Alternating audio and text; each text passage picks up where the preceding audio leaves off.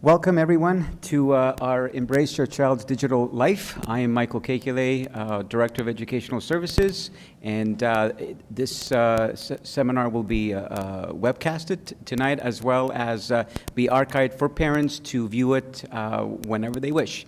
We have two esteemed guests here tonight that I'd like to introduce. Dr. Alicia Sklar, who is a lead consultant, and Tanya Avrith, our itinerant and digital citizenship lead teacher. So without further ado, I'd like to introduce to you both of you. Hi everybody, thank you so much for coming tonight. We have,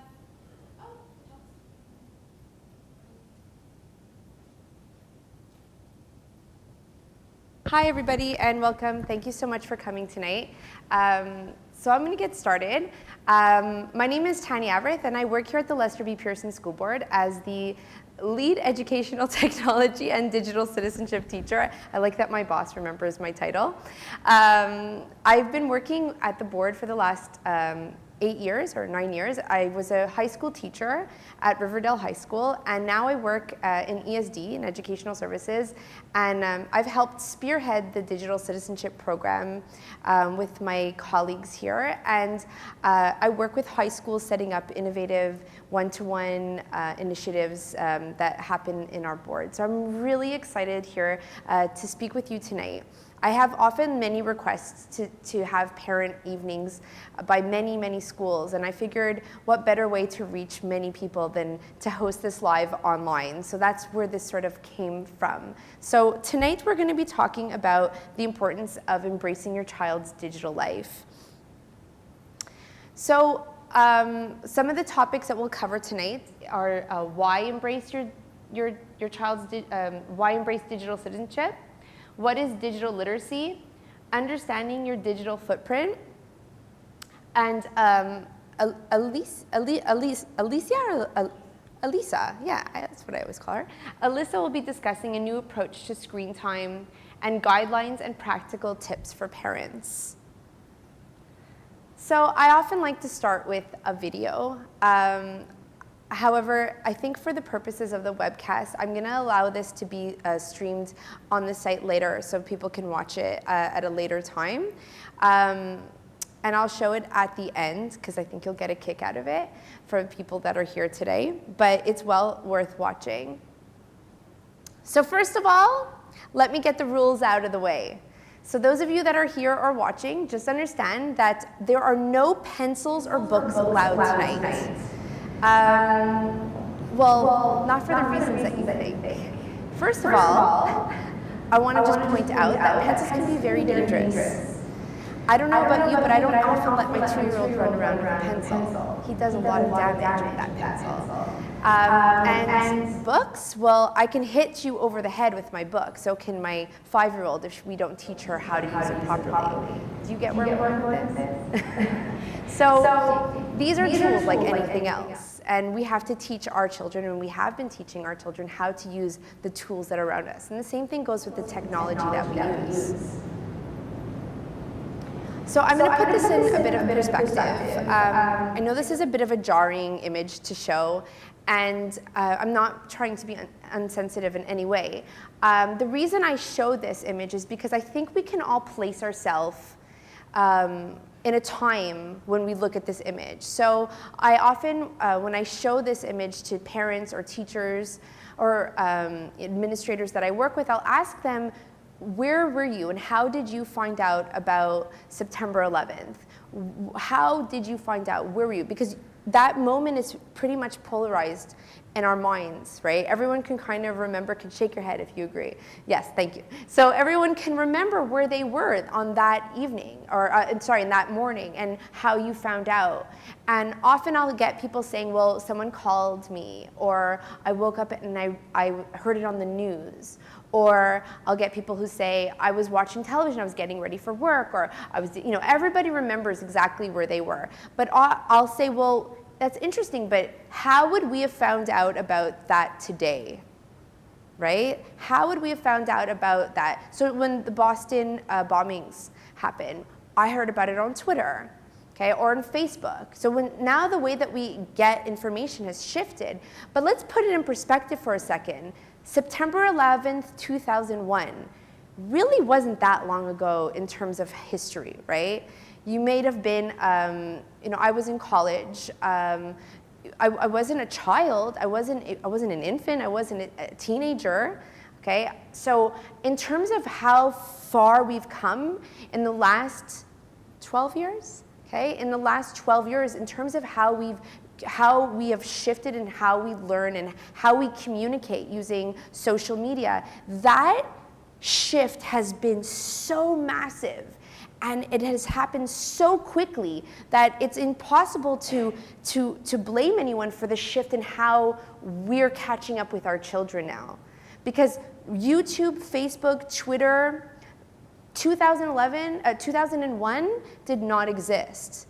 So if you think about how quickly that shift has happened, of course we're sort of figuring out and struggling and kind of wondering, where do we go from here?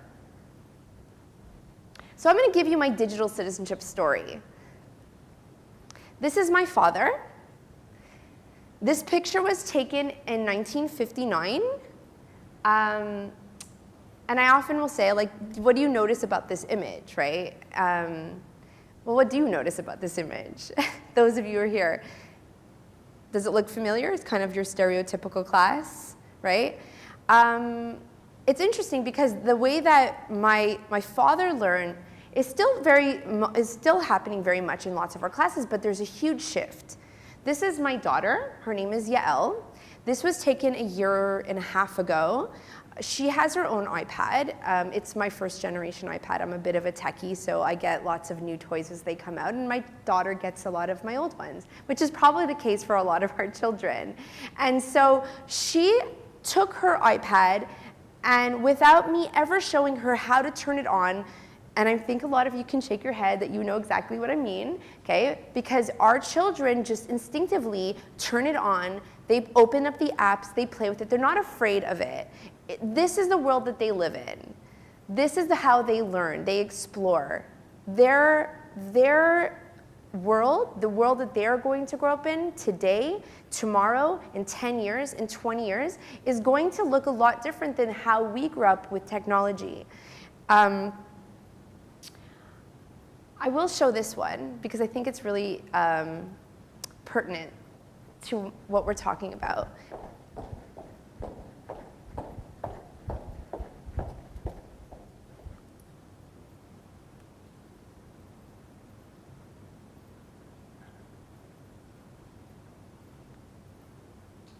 Is audio on?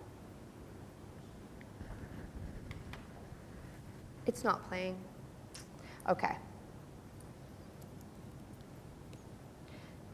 I will have that on the website as well. And I'll just sort of talk about what it is. This is Tudor Elementary School.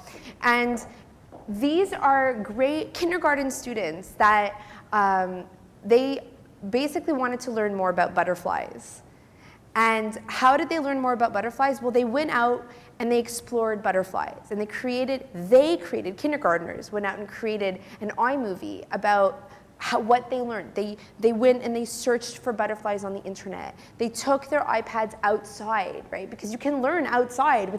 You can take your technology, move out of the four walls of your school or your home and learn with it. And they went out and they took pictures and they filmed and they created this beautiful movie. And when you watch it, I actually cried. I cried when I watched it because I thought how beautiful. They were talking about researching. They're kindergartners. I mean, the kind of learning that is possible for them is incredible. And they don't have to be stuck in a chair behind in a class. The learning can happen anywhere.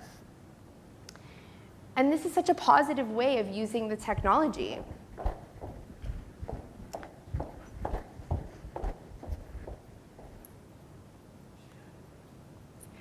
But oftentimes what happens is we are, and in many schools still, and in many homes with parents, because we're fearful of what our children are doing with these really wonderful tools. And often what we'll do is we'll block, ban, confiscate, put away, not have our students using or our children using the tools that really are, they're just tools. I mean, if we use them properly, there's so much greatness that they can get out of it. And so often we have them put it away, and we say, no, you can't use it. And the truth is, this is their world, right? This is my son. He is 2 years old. I actually collect these pictures. I've been taking them since he's born, and since my daughter is a young child, whenever they have a FaceTime with a family member. Okay, when I give him a phone to say hi to my husband at work, he holds it and he's like, "Where's the picture?" He is used to a different way of communicating, and that is their world. This is the world that they're going to grow up in. And that's my daughter speaking with her cousin. So the way that they communicate is this. This is what they understand. My daughter, you know, she shows her great-grandpa how to use the iPod, you know, because that's what she understands. And that's so fascinating to him, because he's like, what is this, right? But she understands it, and she's able to share the things that she's learning. And the way that our students are learning in the classroom is completely shifting as well. When they're going to school with the technology, the teacher who's in the front of the class is no longer the person with all the knowledge. Okay? When they have technology at their fingertips, they are able to access wonderful resources. And with that ability, the teacher no longer has to be the sage on the stage. The teacher can act as the facilitator on the side, helping in and guiding their learning process. And that's a huge shift from the way that a lot of us grew up in school. And it's hard because we think, well, that's not how we did it. We have to learn certain skills, and we have to learn certain tools, and we have to learn certain information. But that was for us when we were younger. But that is not for those students coming up. The way that they need to learn has to shift, because they're learning in a digital age with technology and resources that were not available when we were children, but are now beautifully available to them as children, young adults, teenagers, and as they grow up, the technology is only going to get bigger and better and more powerful. So really, we need to learn how to embrace the technology so that it's being used in a really positive way. So often I'll discuss about the new digital divide. Before, when we would address the digital divide, we often would say the digital divide addresses people who are kind of the haves and the have-nots, those who have access and those who don't. That, at least in a lot of our communities, I can't speak for everywhere out there, but I can at least say for our demographics in our schools, we have a lot more access to technology now than we ever did in the last 10, 5, 4 years. And my boss is here and he can attest to that. So access to the actual devices is not necessarily the issue. A lot of our students, if they don't have a laptop, they'll have a phone or an iPod or a mobile phone that can even just text. There's a lot that can be done with the technology. And often they do have now more and more access. So as we're going to enter the next 5, 10, 20 years, a new digital divide is going to arise. And for them, that new digital divide will not necessarily be the haves and haves not, but it's going to be those who understand how to harness the power of social media and those who do not. And let me explain what I mean by this. So we often view social media as this kind of evil tool where bad things happen and students get cyberbullied and bad, horrible, you hear about all the negative things that happen on the media. But what we don't often address is the fact that if we are using it with our students, if we are embracing it as a tool to learn, if we are showing them how to network, if you think about networking and how incredibly powerful that is to have a network that helps you learn, so when you have a question and you are able to ask people in your network and have information come to you, that is a skill. To be able to get information to come to you is a tremendous skill that we need to really harness with our students and us as learners as well. So when you're able to use social media, and my sister does it all the time, and people think she's crazy. Sorry, Olivia, I know you're watching, but they'll say to her, she'll be, reviewing, want to know about a stroller, and she'll put on Facebook any suggestions for a baby stroller, and she'll have 20 people respond. She's smart. She's getting her network to do the research for her. But why aren't we doing that with our students? Getting them to understand how to use the people around them, okay, to crowdsource that information, that knowledge, and bring information to them, and know how to search through it and know how to go through it and be critical of it. Those are the kinds of skills that we really need to learn, and by harnessing the power of social media, by using the tools that they have, and not making them taboo, but embracing them, that's what we're able to do, is teach them how to learn effectively using social media. It's kind of a paradigm shift in thinking, but it's really where we need to head. So this is a big part of the reason that we decided we were going to have a digital citizenship program. So 4 years ago, we started the DCP, the Digital Citizenship Program, here at the Lester B. Pearson School Board. And basically what we do is we go and we work with teachers, students, and parents, and community members. And we teach and educate about how to use technology appropriately and in a positive way, but also why it is important to embrace technology for the purposes that I'm talking about tonight. And so when we first addressed it, the reason that we did is because we kind of, myself and my colleague Natasha Mentor came up with this analogy called the WWW, the Wild Wild West, AKA the World Wide Web. So the way that we viewed our students without any sort of understanding for how to use technology, we kind of viewed them as cowboys, right? Our students are online, they're getting in trouble, they're doing things they shouldn't do, they are kind of on their, in a lawless, what can I say that? An uncivilized sort of place, because they don't necessarily know how to use it, kind of like a cowboy in the Wild Wild West. And so we thought, well, if we have a formal structure, such as a program, something that is really coming from us, something that we're educating through our schools, in doing outreach to our parents and educating about, how to use technology appropriately, well then we can, our cowboys could now become, citizens, AKA digital citizens, in a digital, embracing technology as digital citizens. So they're no longer these cowboys, because now we're in their area, we understand what they're doing online, and we're teaching them before they're getting in trouble. Before something bad happens, we're trying to, we don't want to be punitive, we don't want to be reactive, we want to teach them and educate them so that they know how to embrace technology and use it in that positive way and with all the good that comes with it. So we came up with this program, and I'm very excited tonight to launch our site. If you are watching this and you go to dcp.lbpsb.qc.ca, tonight is actually a huge night. I'm so excited to announce this. We are relaunching our site, and it will be going live today, tonight.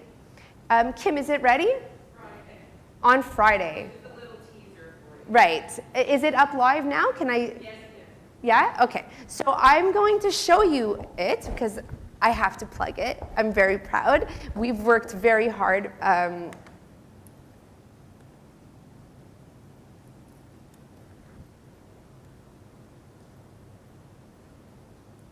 it's not live. Okay, we'll show it at the end. Okay. So,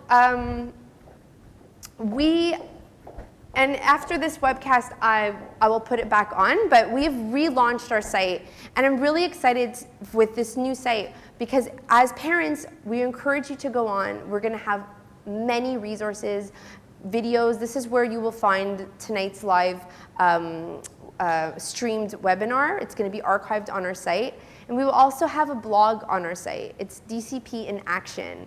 And that blog is going to essentially be used to go out into our community, into our schools, and to highlight and celebrate some of the really innovative things going on with our students, to celebrate their learning and what they're doing with technology, and so that you can get sort of a glimpse of some of the interesting, innovative things that our students are doing. So we're gonna go into different schools and have pictures and videos of things that we're doing. So it's really a celebration of the learning going on in our schools. And this is really important, the idea of celebrating and having content online. Often I hear a lot about parents really concerned about having their children's pictures taken and posting them online, or having their videos online. And of course, there's a way of doing it responsibly. I often tell my teachers, you never put the name of the child next to the picture that you're using. And that's often how a lot of teachers do it, who have blogs or who use social media with students. And so there are responsible ways of doing it, but especially in elementary school. But as students enter high school, it's more and more important that we actually start teaching them how to create content and have an audience for their learning. Okay, and I often say this to my teachers, and you can understand where I'm coming from. If you're writing a paper or you're making a video and the only person that's going to watch it is the teacher, how motivated do you think your child would be? If you said to them, we're going to write journals, put them online, and then have other schools around the world that we collaborate, where we comment on each other's writing, do you think that your child would be a bit more motivated to write? Okay? And so this is the idea of a blog. Essentially, that is it. Okay? So that's what we do with that. So we give an audience to our children's work. Now, if you give an audience and you're just not writing because you're going to get a grade, but you're actually going to be communicating, collaborating, and having a purpose for your work, you're going to do better work. You're going to be more motivated. And you're also building your digital identity. You're building your digital footprint, because their digital footprint matters. As they're going to enter the world that they are going to live in and enter the workforce, they will be Googled. As they are going to go for a job interview, that paper resume that we hold so near and dear, which is still important to us as in our, in a lot of when we apply for jobs, for them, that is not going to matter as much as what will matter when we Google their name. Because when you apply for college, the statistics now, and this is the last study that I read a few weeks ago, 1 in 3 colleges in the United States Googles their future applicants when they apply for college. And that is up from 1 in 5, and I think that was 3 years ago. Okay, so having a well-Googled name and a positive digital footprint is so important. And when I work with students, I have them Google themselves. And I'll say to them, what do you find? Do you find good things? Do you find bad things? Do you find anything? And honestly, having nothing attached to your name, especially if you have a name like Tanya Avrith, I'm the only one, okay, is not a good thing. And they say, why? Why is that not a good thing? And I say, well, if somebody else writes something about you, what are you going to see? The things that you want, if you have nothing, or the things that someone else wrote? You're going to see the things that somebody else wrote. I would much rather have my 5-year-old daughter have things on there that she's contributed, that she's created, that she's made, that she's proud of, attached to her name, than what somebody else might have written about her. So having that presence online in a positive way is not only important, but essential for them. So my goal for the students and the children and the high schools that I work with is that when they graduate, I want my students to be well Googled. I want them to graduate with positive imprint attached to their names. I want them to graduate with things that they're going to be proud of and they're going to feel motivated about sharing, because now they have an audience and a purpose for their work. So I hope that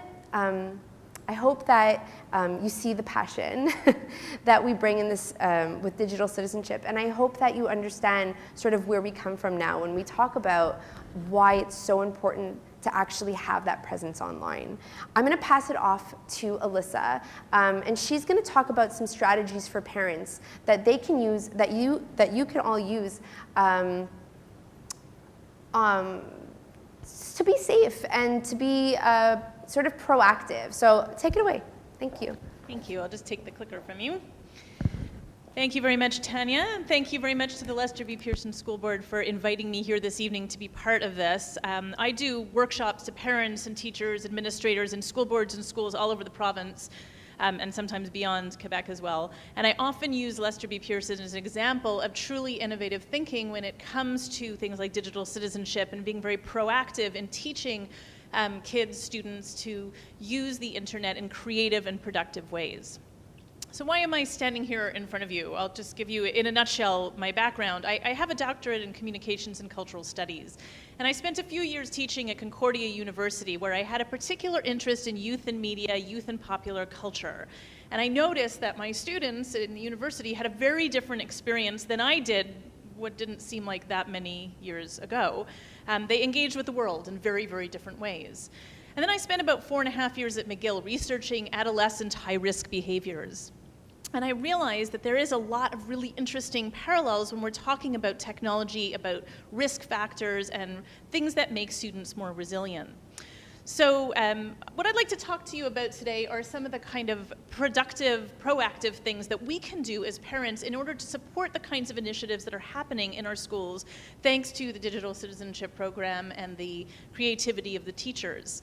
So one of the first distinctions that I really want to make for parents is the distinction between passive screen time and productive screen time.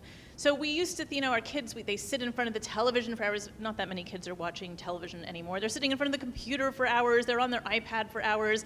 They're playing Minecraft for hours. They're doing things on Tumblr and Facebook and social media sites that maybe we've never even heard of. And we worry. I have 3 kids of my own, so I know what it's like to worry that that time is wasted. But there is a big difference between passively consuming content that has been created by someone else and actively engaging with content or producing your own in creative and productive ways. And the examples that I have here are Candy Crush, which some of you may know is a particularly addictive game that's on Facebook and on many smartphones and tablets these days, versus this is a screenshot of a site called DeviantArt, which is a social media site for young artists of all kinds, all different sort of backgrounds. And this is a place where people can post their own artwork. They can make comments and engage and take a look at what other kinds of students are doing. They can create friendships and circles. They can encourage each other. It's a place for young people to have an audience for artwork that was unimaginable even 5 years ago. So this is really a very important difference. When we limit the amount of time our students and our kids spend in front of a screen, and I do think those limits are still important, we need to also understand that there is a difference between hours spent playing Candy Crush and hours doing the sort of thing that they might do on a site like DeviantArt. I'll have some other examples for you. So this is the question: how do we actually embrace our digital life? What are the kinds of things that we can do practically as parents to make sure that they're safe and they're responsible, but they're also producing content, perhaps seeding the surge, creating that kind of well-Googled digital footprint that Tanya was just talking to us about? So there's a few factors here. Of course, there's the safety factor, and we'll address that briefly. What are some of the things that we can do to make sure our kids are safe in a whole variety of ways? This is one of the components of digital citizenship, of course, so they'll be taught in the classrooms. Responsibility. How do we make sure that our kids, when they're online, they're not hurting others and they're not putting things out there that might be potentially embarrassing to themselves at some point? How do we encourage moderation? This is difficult even for us adults. I don't know how many of you have ever looked up at midnight and realized you're still on your computer, or you've spent way too much time on your own phone. So this is something that we're still trying to figure out, but how do we encourage that in our kids so that they get some face-to-face interaction, or they get outside once in a while and engage in physical activity as well? And then how do we encourage creativity online? Actually, with a little bit of direction, our kids figure that out pretty quickly on their own. They just need to be guided to the right places, and I've got some examples of that. And then we'll talk about connection. How do we help our kids connect with people regarding their own interests and their own abilities and potential? And there's all sorts of amazing ways that that can happen online. Now, it's an important distinction that needs to be made between skills and savvy. And I'll give you an example. I don't know how many of you have ever had the experience of having to ask your 5-year-old to connect the printer to the computer because it's not working, or ask your 8-year-old why that app isn't working on your smartphone. Kids seem to absorb this almost by osmosis. They pick up the skills really quickly, often much more quickly than the adults around them. And sometimes when I talk to parents in schools, they say, well, how am I supposed to monitor my child's behavior when he or she knows so much more about how to work this stuff than I ever will? But there's a difference here between skills and savvy. And the example I have here is if you look on YouTube, how to read an MRI of the lumbar spine. You can teach yourself using YouTube videos how to read an MRI. That does not make you a radiologist. You can go online and you can teach yourself all sorts of amazing things, but you will not have the years of experience that it takes, the maturity, the judgment, the kind of contextual knowledge that you would have needed in medical school to truly make an assessment of that particular MRI. That's the difference between skills and savvy. So our kids may have some skills that we don't have, but we bring that judgment, that experience, and that kind of maturity. That's the piece that we need to use in guiding our kids, even if they know some of the technical stuff better than we do. So one of the examples that I like to use when it comes to digital citizenship is how are we going to teach our kids to drive? And the analogy is this. We would never give the keys to a family car to our 12-year-olds. First of all, the part of their brain responsible for judgment and decision-making and impulse control, that's not fully developed until your mid-20s. So we know that the average 12-year-old doesn't yet have the judgment to make a quick call. It's a powerful vehicle. They're not physically yet capable of handling it. They don't know the rules of the road because we've never taught them. And they might hurt themselves. They maybe would hurt someone else. But we don't often think twice about what it means to allow a 12-year-old unsupervised on the internet. They're not physically ready to fully handle that freedom, so the judgment, the prefrontal cortex of their brain isn't fully developed. They don't know the rules of the road, possibly, because unless we've taught them or they've had the luxury of learning it in school, no one's explained it to them. They could hurt themselves. They could do things online that have really negative ramifications, and they can hurt other people.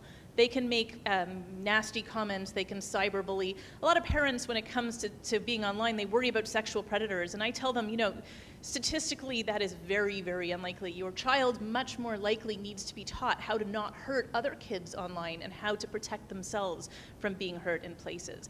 So that's the difference, again, between skills and savvy. But we don't just hand our 16-year-olds the keys to the car on the first snowstorm and send them out. We expect them to accumulate that judgment, that experience over time. It's the same with digital technologies. If we don't start when they're young, how are they going to safely accumulate that kind of experience and maturity over time unless they're guided and supported through it to do all of these different kinds of things? Sometimes parents will say to me, well, what age is the right age for Facebook? What age should I give my daughter an email account? At what age should they get a cell phone? And I tell them there is no magic age. There is absolutely no magic age. On the one hand, you need to know your own child. Are they capable of handling these things? But the real answer to this is that we start teaching them about digital technologies as soon as they can click or swipe, as soon as they are infants. I have 14-year-old twins, and when they were little, I used to take them to a restaurant, and I used to give them crayons and coloring books. Remember crayons? If you go into any restaurant now, a 9-month-old will be chewing on his mom's iPad or, drooling all over someone's $500 iPhone. This is what we hand our kids when they're infants. So they're picking it up in all sorts of ways, but there need to be rules for how to do that.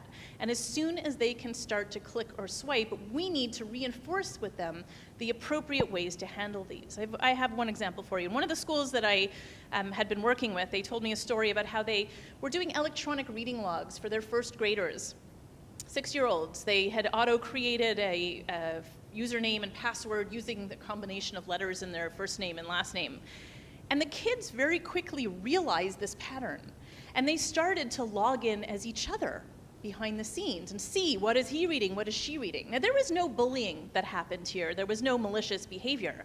But wow, what a golden opportunity to start teaching these really young kids about the sanctity of someone's password, of someone's account. That we don't take someone else's lunchbox. Well, we also don't go onto their account without their permission.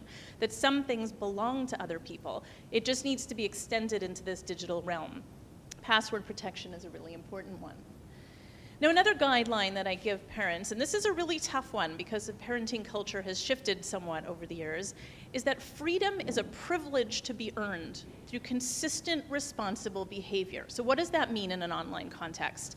When my twin daughters turned 12 and they started taking public transportation to go to high school, they said to me, we need a cell phone. We need a cell phone. Everyone else has a cell phone. Everyone else. Apparently, that's not true. Not everyone else has a cell phone. But this is what they tried to explain to me. And I said to them, okay, you're going to be taking the bus, and my husband and I felt like we were ready to give them cell phones, but there were rules. And the rules of the cell phone were that they had to be charged all the time. They had to answer them when I called. They had to answer the phones. I'm the only one who calls them. Everyone else texts them. They needed to make sure they were off in class and respect all the rules. They needed to follow some basic etiquette and protocol. You don't take your phone out and play on it when someone's talking to you, those kinds of things. They needed to understand from the beginning that that phone is not an entitlement that they were born to have, and that anything they do online potentially risky to others and to themselves, and therefore not private from me. So that anything they're doing on a cell phone, I can monitor. I'll talk about that again in a moment. That meant from the very beginning, these were the ground rules. Freedom is a privilege to be earned. You want a Facebook page? These are my rules. If you don't follow those rules, I withdraw that. And over time, I will give you more freedom in increments if you show me consistent, responsible behavior. This is a great parenting guideline for anything, but it's really important when it comes to an online context. Let's see. I'm going to come to the next one in a minute. So one of the things that we also need to think about practically, of course, is how do we set limits on screen time? How do we do this for ourselves? How do we do this for our children? And screen time is cumulative. It is time spent watching television, if you have children who still do that. It's time spent watching television on their iPads, because maybe that's how they're watching TVs, live streaming on Netflix or any other places. How to respect others, to make sure that the things that we say online are respectful and not hurtful. This takes a bit of learning. Sometimes when we write things in the stark black and white letters on an email, and we don't have the cocked eyebrow or the sarcastic tone that suggests that I'm not really saying this is really a joke, that doesn't always communicate very well when you're texting or emailing, and feelings can be hurt, and things that aren't meant to be mean can be interpreted that way. There's a learning curve there. How else are our kids going to learn these things other than by making small mistakes and discussing this with us? And then, of course, respecting yourself. I always say to them, anything you put online, the first thing you need to think about is, would I be embarrassed if my mom saw this? Would I be embarrassed if my grandmother saw that? I always tell them that think about the little voice inside your head. It's telling you, is this a good idea or is it a bad idea? They don't have those little voices of themselves. They have to use my voice in the meantime. So would my mom be embarrassed? Would my grandma be embarrassed? Would I be embarrassed if they saw that? Now, the other guideline that I offer parents, and this is also a tricky one, because many times parents want to be their kids' friends, is that there is no such thing as privacy from parents online. That's a really tricky one. So a couple of my daughters keep journals, old-fashioned journals with pencils and paper, and they hide them in the back of one of their drawers. And I don't read those journals. If they were really in danger, if I thought they were, then maybe I would, but I respect their privacy. But as soon as they were old enough to get an email account or a cell phone, they understood that they do not have any privacy from me online. That cell phone can be regularly turned over to me, and together we will review their text messages. That Facebook page is not private from me, because together we can look at it from time to time. That email account is not private from me, because they can be hurt, and they can inadvertently or intentionally hurt others. And there are so many, the margin for error is that much higher. Things can be copied. Kids don't understand that yet. That there is, I always say to them, the internet is written in ink. Things can be endlessly replicated, passed on to everyone in the grade. Even if you sent the email to your best friend and you didn't think she would do that, she can. The technology allows her to do that. So we need to teach them how to protect themselves. Some other guidelines for elementary school aged kids that I think are quite important. young kids, so the very little ones. These are the kids who maybe have Webkins and they want Moshi Monsters, Club Penguin accounts, whatever it is that they're on these days. They need to learn from the very beginning that they have to ask mom and dad or their guardians for permission to open any accounts. I need to have lists of all my kids' accounts. And at the same time, I need to be given their username and their password. That is an ironclad rule. They might try and trick me, because kids, they like to break rules. That's part of their job, is sometimes they try and break the rules. But there are serious consequences for that, just as there would be if they lied or hit their sister. They have to give me the names of the accounts, and they have to share that sign-in information. Video chat happens in a common room. We used to say to parents, don't put televisions in your kids' bedrooms, don't put computers in their bedrooms. It's still a good idea, but the truth is, these days they're carrying little portable mobile computers around with them on their iPads and on their iPods. So I don't want any video chatting happening behind closed doors. This is true for older kids as well, but particularly for younger kids, they need to learn how to Skype or iChat with their grandparents, as Tanya showed us with her own children, with their cousins, my kids' grandparents, ones that live on the other side of an ocean. It's the main way they get to see them. But I want to teach them the etiquette and the rules for doing this safely and properly. And they need to understand, once again, that I will have access to all digital content. And sometimes parents will say to me, but I need to give them some privacy. It's not right that I know everything they're doing. And that is true. They do have the right to privacy offline. Online, they have to earn it in increments over time through showing me consistent, responsible behavior. Now, the other piece of this, of course, is very time-consuming. It takes, I can barely keep up with my own social media accounts. I have 3 daughters. Now I need to be monitoring things that they're doing online. That's what parenting looks like in 2013. One of my older daughters spent a lot of time on this virtual horse breeding social media network. We got her a dog. She doesn't walk the dog. She's breeding virtual horses, but it makes her happy. And so she met a lot of very interesting people on here, and one of them became her best friend in the way that 12-year-olds, of course, have sudden best friends, and she wanted to Skype with this girl. She said, I want to Skype with her. And I said, well, I don't have a problem with you Skyping with her, and I'm glad that you discussed this with me, but before you Skype with her, I need to get on the phone or the Skype, and I need to make sure that I can speak to this girl's mother and ensure, A, that she is in fact a 13-year-old girl, and B, that her mom is okay with her having this conversation with someone she doesn't know on Skype. My daughter rolled her eyes and I'm the meanest mother in the world, but that's okay. I don't mind a little bit of that. And I got on the phone and had a rather awkward conversation with a very nice woman in a small town in Missouri who did in fact have a 13-year-old daughter and was okay with her Skyping. A little weird, but that's what parenting looks like in 2013. And in doing so, I was showing to my daughter, demonstrating that we can't always take things as face value online. That's a really important lesson to learn. And I think that we were both able to do that. By the time they're in high school, hopefully, if we've implemented these rules early on, they may not like them. There's a lot of groaning and eye-rolling that happens when I ask them to turn over their cell phones or sit down and show me their content online. But they've shown me good behavior. And so I've given them additional freedoms in increments because of that kind of thing. They are gradually earning that privacy from me and from their father. I still say that younger teens should not be video chatting behind closed doors. We've seen and heard too many high-profile examples of kids who were, asked to do things online that they can then be held against them. They can be blackmailed or bullied or coerced with them. I don't think video chatting is bad, but I think there needs to be some controls on it. They should be given high-quality resources for information they want. Your son or daughter at some point during their teen years is very likely to Google for the answers to questions of a sexual nature. When you type in sex into Google, you'll get all sorts of content. There's plenty of things that are going to turn up. You want to direct them to the right places to go. So there's a site called scarlatine.com, for example, that has excellent, high-quality, non-judgmental, moderated content that answers questions that teens may not feel comfortable asking mom and dad. That's a good example of showing them the right resources that they can use. You'll see an image of that in a moment. And of course, they need to be reminded of the consequences of bad behaviors online. And doing that isn't about lecturing them, because we know how well teens respond to lecturing. It's about having conversations with them. It's about being aware of what's going on in school. It's about talking about things that happen in the news, whether it's cyberbullying or a new law that comes out regarding digital technologies. They're teenagers, and they should be able to engage with this material with you, whether it's at the dinner table or not. So what should parents do? Parents should, of course, reinforce the idea of privacy. A couple years ago, a study, this was a couple years ago, a long time already in internet research, but in the United States, they found that 33% of 8th graders believed that sharing the passwords to their email and social media accounts was a sign of trust in a relationship. And we know how well those 14-year-old relationships can go. You can see that the potential for abuse is very high. We need to teach them about the sanctity of their passwords, but also about what is private and what isn't. We need to talk about browser histories with little younger kids to occasionally check them. You want to see where your kids have actually been online. We want to spend time with our kids online. So when your child asks you a question and you don't know the answer, we say, well, let's Google it.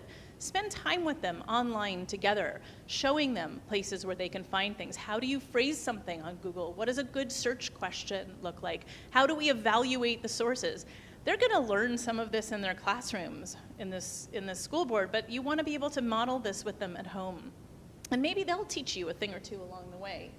And of course, you want to model good behavior. And the picture I have up here is a very familiar one. I challenge you to go to any playground, and you will see mom and dad standing there while their children are playing, and they are going like this on their smartphones.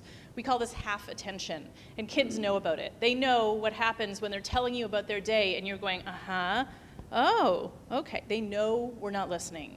And they are going to grow up, and they are going to get their own cell phones, and they are going to do the same thing to us. So it's very important that we put our own phones away at the dinner table, that we listen to them and turn it off when they're telling us something, that at the school play, the ringer is off and you're not on the phone with your boss or texting with someone at the same time. Kids are very aware of these things as distractions, and they are watching and soaking up the way in which we use technology, because that's what they're going to be doing as well. Another issue that you want to think about with your kids is what happens to these devices at night, and there's a variety of reasons for this. First of all, we know that when bad behavior happens with kids online, cyberbullying and things going on, it tends to happen later at night. Usually parents have gone to sleep, and late at night sometimes we tend to make poorer choices for ourselves. We also know that these technologies are stimulants, and they interfere with sleep. Sleep is already a problem for many of our teenagers. Their circadian rhythms have changed. They tend to peak later, 11 or 12 o'clock at night, and they're still very sleepy in the morning, as most 8:30 a.m. math teachers know. How do we encourage good sleeping health? We need to make sure that these devices are out of their bedroom. We need to take them away, even the half an hour before bedtime. And this is true for ourselves as well. Anything with a screen will tend to send the message to our brain to remain alert, so we need to turn them off. But another piece of research showed that almost 1/3 of teens keep their phones on vibrate underneath their pillows at night because they don't want to miss a single status update or post or text message from the friends around them. And we want to make sure that that distraction is not there so that they actually can get some sleep. Very important. So one of the things that we've done is we've set up a charging station in the landing outside of all of our bedrooms. We've got a bunch of plugs up there, places to put the laptops and the cell phones and the iPads, and everything goes there at night. Again, unpopular move with the kids, but they know that every night they have to turn their stuff over and put it up there. Some resources that you can look for online. One of them is a website that I run, Risk Within Reason, and what I try and do on there is blog about issues, practical tips for parents, resources for parents and for teachers and educators. The idea is that the world is a risky place, but we need to accept some of that and guide our kids through it in ways that are proactive and productive. The first link is the Family Online Safety Institute. It's actually quite an excellent guideline for parents. It's called a digital contract, and you don't need a notary or a lawyer for this kind of contract. What it basically is a blueprint of the kinds of questions and issues you want to talk about with your kids.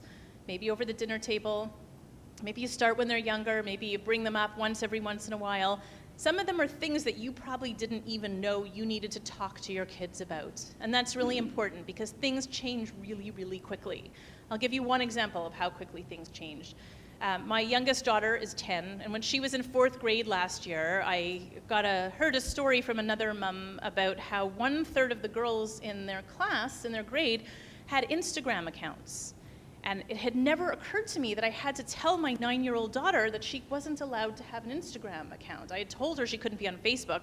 I didn't even know that 9-year-olds were on Instagram, and I'm relatively on top of this kind of thing.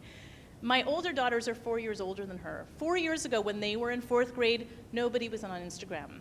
And the difference between what happened the 4 years before is that 4 years before they had Nintendo DSs and they played with all these electronic games, but they didn't have iPads and iPod touches and all of these things. The fourth graders now have access, constant access on their own devices or family devices that they did not have even just 4 years ago. So it had never occurred to me to have this conversation. And I had for a moment this panic that I had to call the school and have the secretary drag her out of class to ask her, are you on Instagram?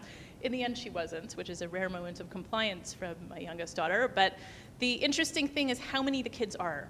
And many of the parents, they know what Facebook is, but they don't know what Instagram is, many of them. And so that's why they might not allow their kids on Facebook, but they think this is okay. It's a photo sharing social media site where you can post pictures.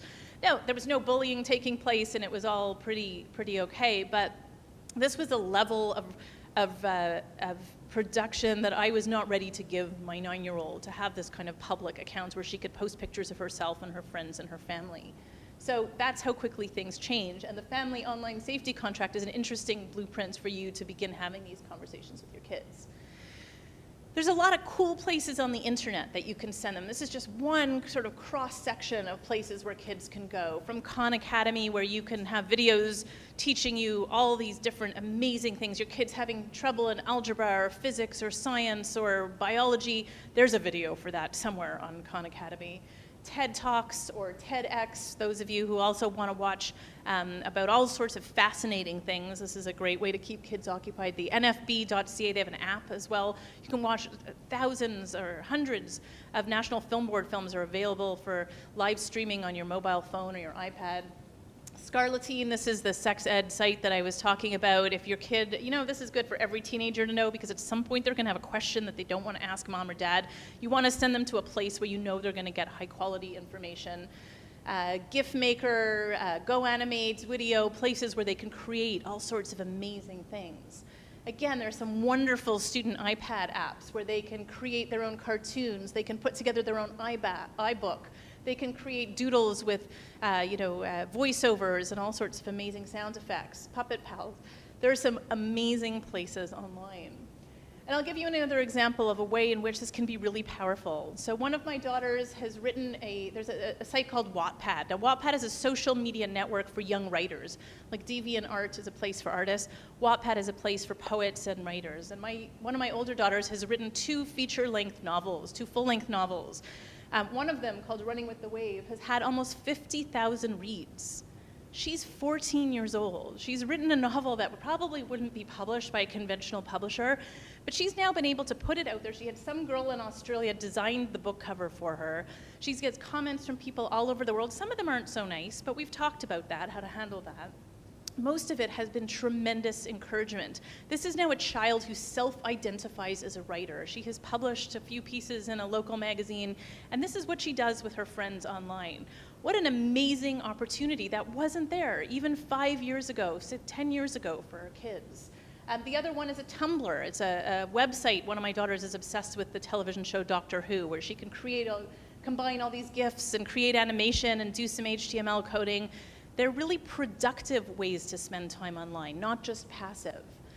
And so the idea, both with the Digital Citizenship Program, of course, but also at home, is to prepare our children for tomorrow by teaching them, guiding them through with years of experience in relatively safe ways. So they can learn, they can make a few small mistakes along the way, so that by the time they are ready to move into a working world or an adult world where their entire lives will be defined by these digital technologies, that we have given them the chance to learn some of it along the way. I think we are going to take some questions now. Very interesting. So I've been on Twitter for the last little while, and I'm going to give a little shout out to McDonald High School students who are right now tweeting from their homes with us live, watching the webinar. So just about, when we're talking about it, they're actually doing it and using it in a really effective, positive way with their teacher, having a Twitter chat back and forth discussing the topics that we're addressing. So just to talk about the power of social media and how it really can be used in a really effective, positive way. So a big shout out to Stefan Crate at McDonald High School and his ethics class, who are tweeting live right now. And I'm going to ask you guys to please ask us questions coming from the students.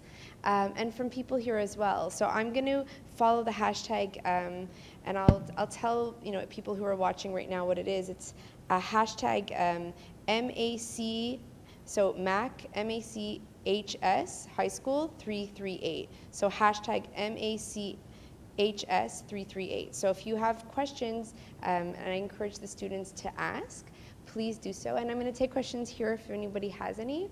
Please have some, because we're a small audience. So does anybody have anything, a comment, question that you'd like to discuss? You don't have to be on camera, so if that helps. Anyone? Anybody? Well, I'll check the hashtag. Oh, there's one on the blog. Okay, great. So I will take, I'm going back and forth from the blog.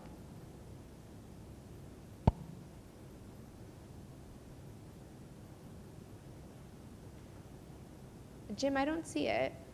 You want to read it out for us? Yeah, can you read it out for us?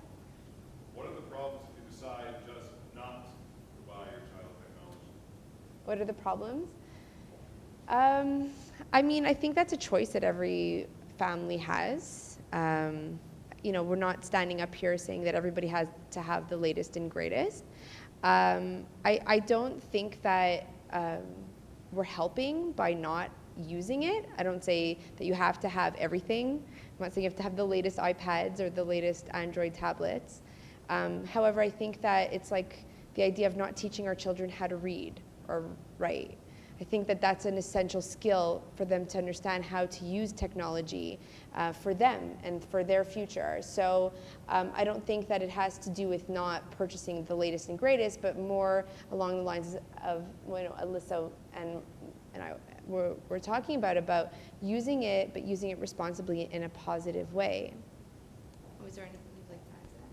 Yeah, because I often get questions like that from parents who say, well, I'm so worried about cyberbullying or about things that can happen online that I'm just going to tell my kids they can't have a Facebook account or an email account until they're older, and then they can learn to deal with it on their own. And while I respect every family's opportunity and decision to make their own choices and by their own values, the one thing that I would say to parents who are concerned about doing it to protect their children is that in some ways we're doing them a disservice. I do a lot of work on bullying in schools and cyberbullying, and there's this concept called necessary social pain. The idea is that if you don't ever learn what it's like to not be invited to the birthday party or to have mean comments made about you online or to have rumors spread about you, how do you learn to be an empathetic person? How do you learn to be a good person? And in some ways, the small hurts and injuries of a childhood guided and supervised by parents is an opportunity to learn those things and be productive and proactive later on when the problems get a little bit bigger. I want to address some of the interesting topics that the students have been talking about, because I think people might be interested in what the students have been saying, and I'm just so incredibly amazed by how responsible and how smart they are. One student said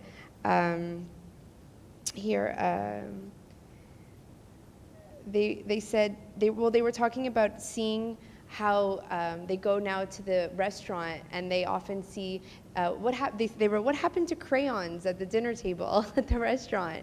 Now they see the iPad. And so some of the discussion that was coming up was, as a parent, what is your responsibility there? Do you limit that time? Do you not limit that time? And I love that Alyssa mentioned the idea of us being online and being at the dinner table, and I'm guilty of that sometimes, and I'm very aware of it. And so I try to make a really conscious effort to spend time with my children, quality time. My 2.5-year-old will say, "Mommy, put it away," and so they know. So I think that everything in moderation. Any other questions? What Yeah. To do, sorry. We have a question here? Sure. You made a comparison of the internet environment and the Wild West. I liked it very much. But the Wild West, at some point, well, there was law. At some point, authorities were there and the law was created. And today, it's a civilized place. Should we parents expect that the internet, at some point, will also have laws coming from authorities that will help the parents to protect their children, or no? I'm going to have Alyssa address it. Well, I think the kinds of laws that we can expect on the internet will be a little bit different than the ones we got in the Wild West. The idea there was a frontier, we were exploring, we didn't know what was over the next mountain or in the next canyon, and so there was this sort of exploration and a kind of de facto laws arose. I think the internet, for obvious reasons, is very difficult to regulate, and although I do think the governments try and do that, for example, in the throne speech that we just had here a short while ago, the government has talked about putting together laws for cyberbullying to deal with some of the cases that we've heard online. I think that those things are important, but I think they're notoriously difficult to prosecute, particularly when they happen on an international scale. So there's two levels of laws. On the one hand, I do think the government needs to have some things about cyber libel and cyberbullying, personality protection. You know, we know in Quebec that the protection of reputation trumps freedom of expression, for example, so we have those guidelines. But the other kind of laws that we're evolving are things that we call like netiquette, for example. Like what's appropriate to do in an email? How do we greet someone? What is tolerable? What isn't? What do we put on our LinkedIn profiles? In some ways, we kind of police each other and we police our children by saying, you know what, that's not okay anymore.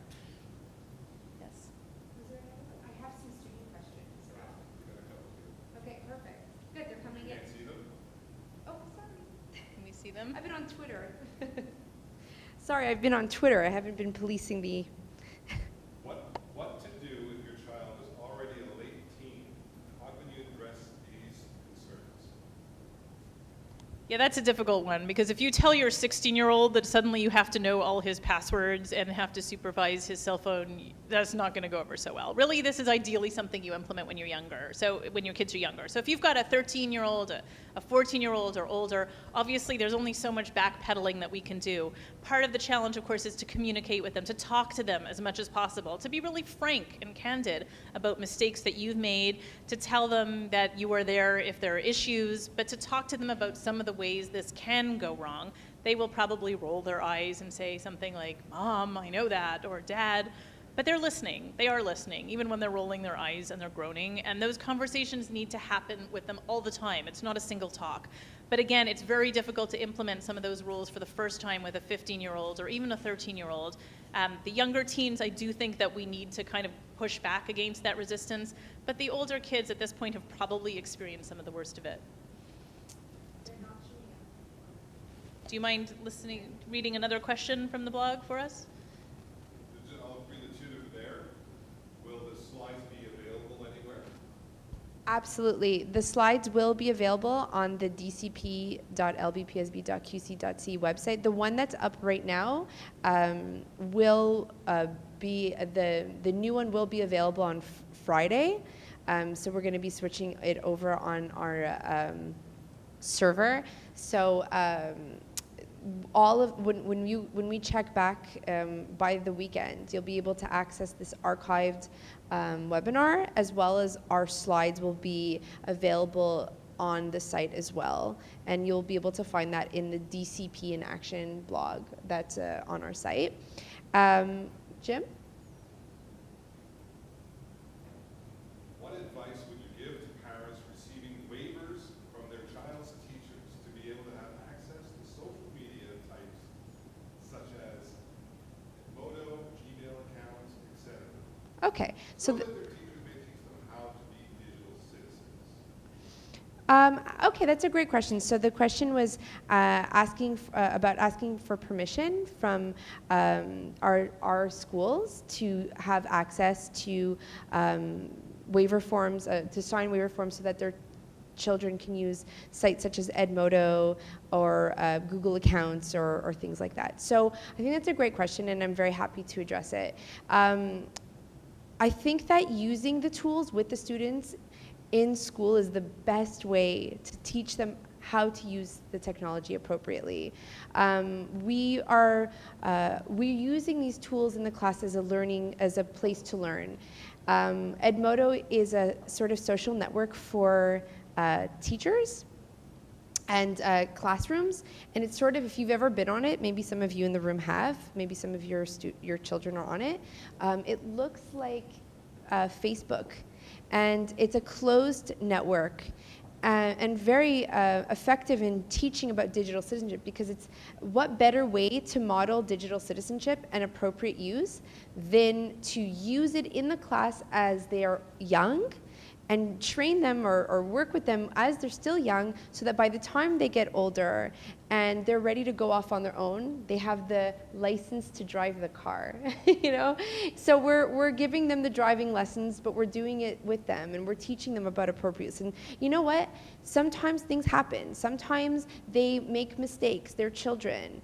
But you know what? We're going to teach them how to act. We're going to teach them how to be. We're going to teach them what they need to know, so that those little mistakes when they're in 3rd grade and 4th grade won't be big mistakes when they get to 11th grade or in CEGEP, when those things that they're going to be putting out there might have a much more negative impact on them getting a job or getting into college. So what I say to parents is that you have to have trust in your teachers that are educating your children, that they're doing it, and there's a reason for why they want to share things with their, there's a reason why they want to put things online. There's a reason that why they want to use these tools, because these are the tools that they're going to need to know how to use in the world that they live in the world that they will grow up in, not in the world or the job that we live or the job that we're functioning in now. We're preparing them for their future.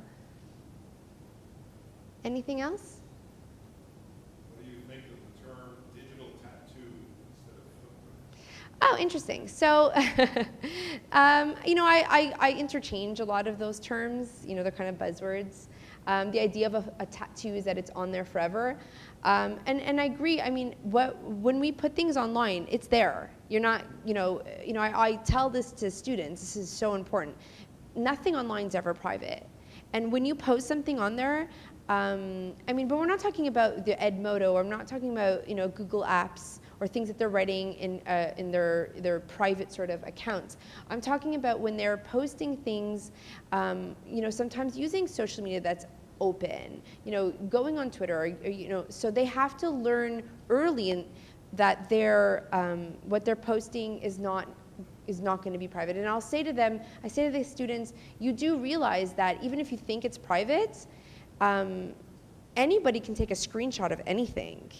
Anyone can forward that private email that you've said. So nothing you ever do online is ever private. That's why it's so important to teach them that the privacy aspect is non-existent. And that's why we have to put positive things on there, and we have to use it in a positive way, because it is not a private, it's not a private place to post your private comments or your private pictures or your private thoughts. Post things that you want the world to see, not what you want to hide.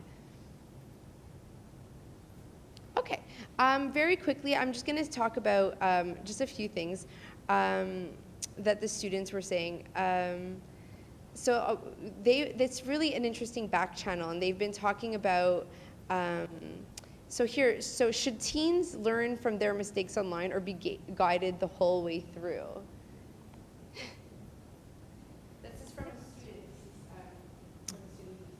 Well, I think it's a little bit of both. I think the idea is to offer them guidance, but as they get older, they need to make some of their own mistakes. Hopefully, we've given them some of the tools to equip them those. We can't be looking over their shoulders all the time. And you know what? We're kidding ourselves if we think that we can, especially as they get older.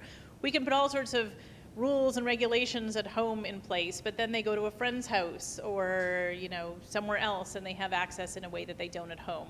We can try and tell them these things, but we need to give them a little bit of freedom to make some of their own mistakes and learn from them over time. Another student asked, do you think that parents should give devices at such a young age to children? I think...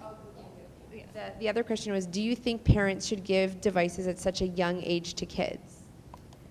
That's kind of up to every family. I don't think there's anything wrong with giving a device to a young child, but we need to have the rules that go along with it. I wouldn't let my 9-year-old throw a $500 iPhone out of his high chair. You know, I think that we have to, depending on the age, there has to be sort of rules.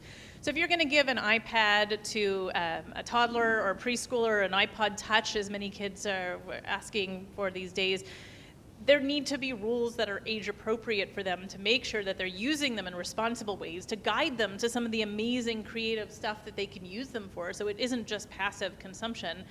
And you know, to some degree, it's kind of up to each family. I don't think that it's possible to say that it's a bad idea, but I think it needs to be done thoughtfully. I think that's it. I know that it's late, and I really appreciate all of you coming out tonight and taking the time out of your busy schedules to be here or to be watching live. I want to thank you all for coming tonight.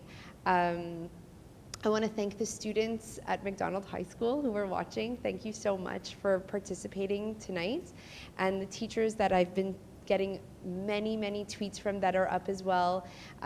So thank you to all of the principals who sent out the message, and to the Lester B. Pearson School Board, directors, and student services, and Mr. Michael Kekile for having us and allowing us to host tonight. And I want to give a very special thank you to Mark Tremblay and JF Tremblay, who are working in the back, and a very big thank you to Jim Hendry, who has been he's our media guru here, putting together the live broadcasts. And another very big thank you to Barry Hanna, Kim Meldrum, and Sue Connery, who are our other lead teachers and consultants in educational technology, and who this would not be happening without. And of course, our very special guest, Dr. Alyssa Sklar, who is one of my gurus, and who I could not have thought of a more well-spoken, better person to be working with tonight. So thank you so very much. So thank you very much. Have a good night.